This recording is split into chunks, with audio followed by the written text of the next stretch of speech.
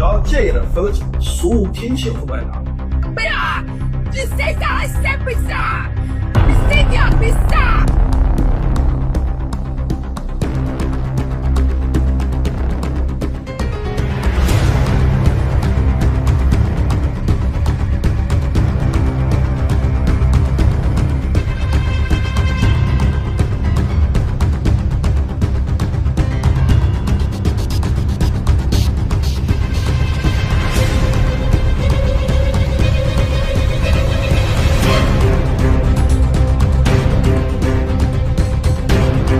Arestado na ang isang crossdresser sa China. Ang dahilan, pinagkakitaan kasi umano nito ang S-video na higit 1,000 lalaking kanyang nakatalik.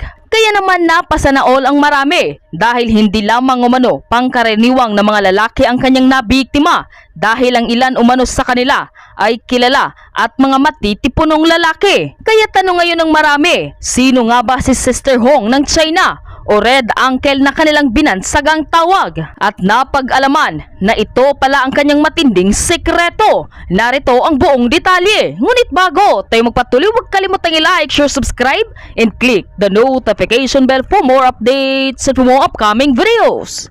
Maraming salamat!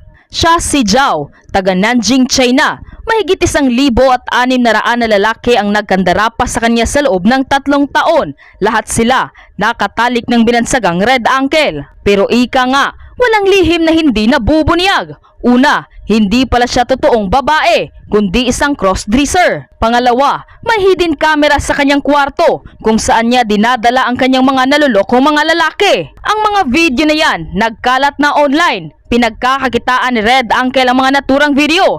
May subscription fee na $21 o mahigit 1,000 piso. Hindi naman bawal ang same-sex relationship sa China, pero bawal na bawal ang pagpapakalat ng S-video. Kaya dito na naaresto ang suspect. Nakumpiska sa kanya ang mga wig, picking boobs, 6 na cellphone at notebook kung saan sinasabing nakalista ang 16191 na pangalan na umano'y lalaking nakatalik niya.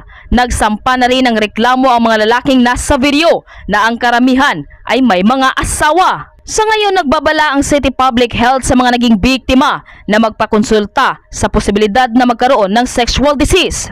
Nilarapat na rin namin hindi bakita ang mga nasabing video. Pero kung ikaw ang tatanungin, ano ang masasabi mo sa video ito? Mag-iwan ng komento sa baba.